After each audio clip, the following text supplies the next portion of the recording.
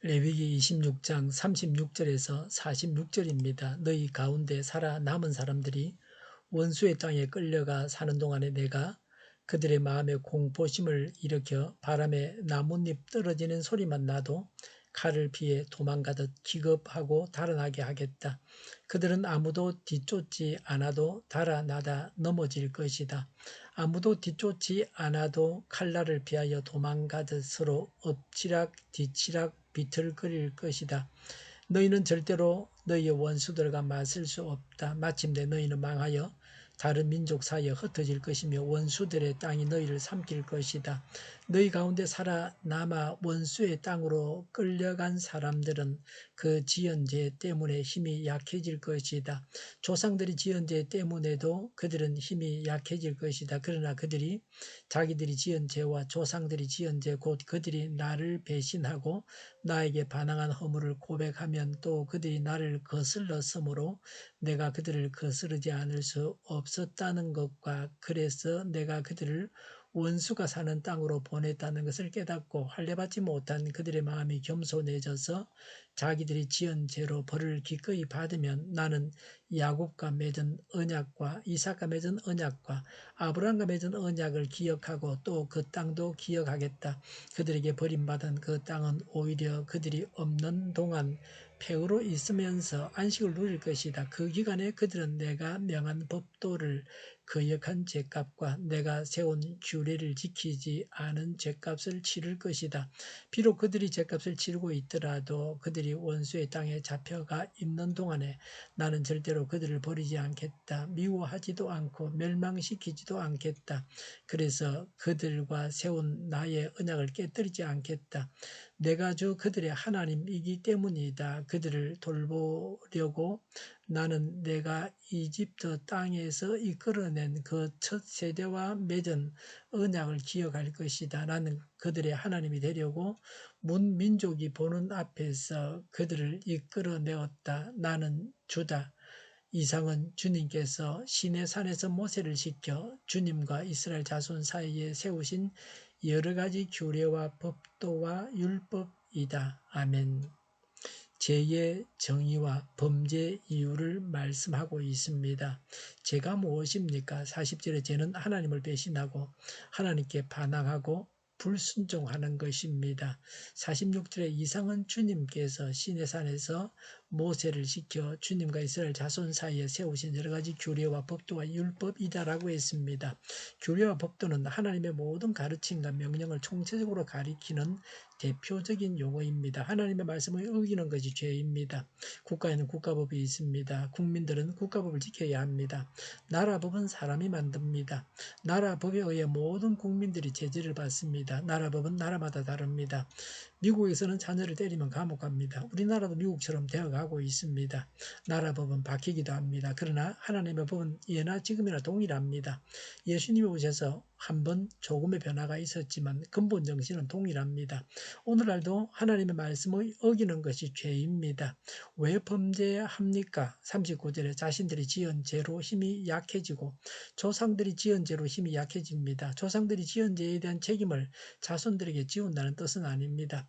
조상 대대로 지어오던 죄를 계속 지으면 죄의 대가를 받게 됩니다. 대대로 지어오던 죄는 자칫 죄라는 것을 알지 못하게 됩니다. 죄의 판단 기준은 하나님 말씀이지 오래전부터 해오던 것이 아닙니다. 수많은 병균들이 우리 주위에 있습니다. 병균들이 우리 몸에 들어옵니다. 그러나 건강한 사람은 그 균들을 몸이 다 죽입니다. 위에는 강한 산이 나와서 병균을 죽입니다. 우리 피 속에 백혈구가 있어서 균을 죽입니다. 저항력이 약한 사람이 병에 걸립니다. 영적으로도 죄를 짓는 사람은 죄에 취약합니다. 쉽게 죄를 짓습니다. 죄를 져 약해져서 계속해서 죄를 짓는 것입니다. 이런 사람을 주위에 있는 믿음의 형제들이 기도하고 격려하고 돌봐줘야 합니다. 그렇게 해서 죄를 이기는 성결한 사람이 되게 해야 합니다. 죄의 결과로 어떤 벌을 받습니까? 41절에 죄를 짓고 벌을 달게 받아야 한다. 43절에 그들은 말씀을 어긴 죄값을 치를 것이다 라고 했습니다. 극도의 불안과 공포를 하나님께서 주십니다. 36절과 37절에 포로로 잡혀가 살면서 나뭇잎 소리에도 놀라고 뒤쫓지 않아도 달아나다 넘어지고 비틀거린다. 원수들과 맞설 수 없다. 없다라고 했습니다. 정반대의 경우도 성경에 나와 있습니다. 사망의 음침한 골짜기를 다닐지라도 해를 두려워하지 않는다고 했습니다. 36절에 포로로 잡혀간다. 41절에 원수가 사는 땅에 끌려간다고 했습니다. 38절에 원수들의 땅이 너희를 삼킬 것이다 라고 했습니다. 포로로 끌려가서 죽게 됩니다. 죄악 가운데 행하는 자는 죄의 포로입니다. 죄 중에 죽게 됩니다. 잠시 죄를 짓더라도 즉시로 돌이켜서 영원한 사망에 이르지 않아야 합니다.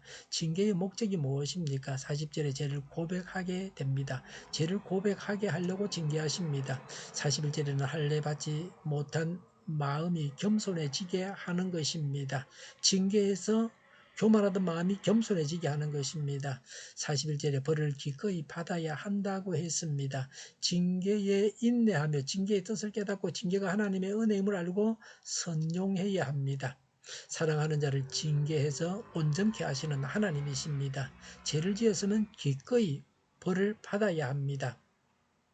벌을 받는 중에도 하나님께서 기억하시는 것은 언약입니다. 42절에 하나님은 야곱, 이삭, 아브라함과 맺은 언약을 생각하여 그 땅도 기억하신다 그랬습니다. 45절에 그 언약이 어떤 것입니까? 언약을 맺은 하나님이 어떤 분이십니까? 하나님은 45절에 주요 주권자요 구원자이십니다. 또 45절에 이집트 땅에서 이끌어내신 분이십니다.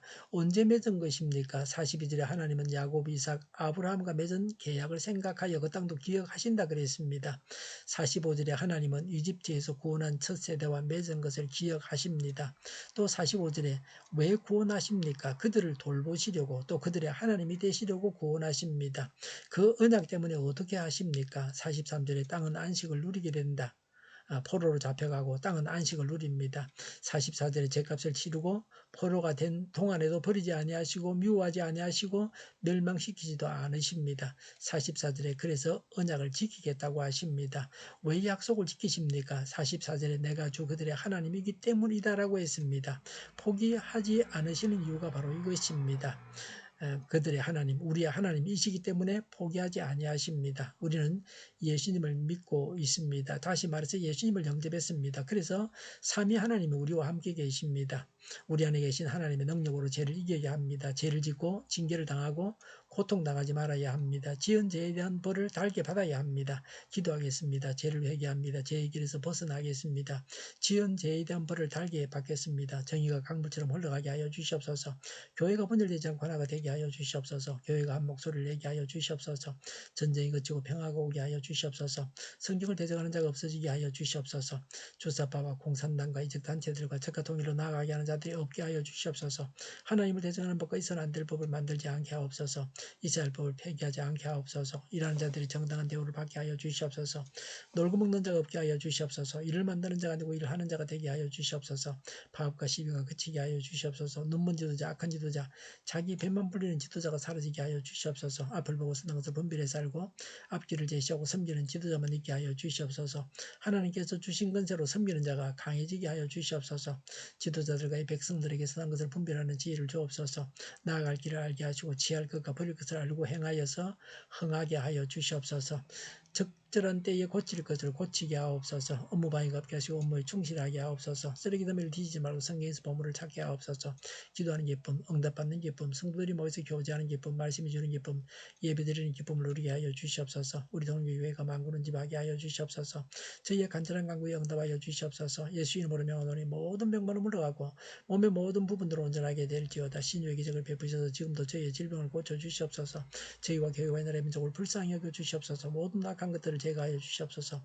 하나님께서 기뻐하시는 교회와 나라가 되게 하시며 경제가 나아지고 물가상이 걷히고 무역 수지가 흑자로 돌아서게 하시며 출산율이 올라가고 출산의 기쁨을 누리게 하여 주시옵소서. 가공은 핏들이 건강하게 하는 먹을거리가 되게 하여 주시옵소서.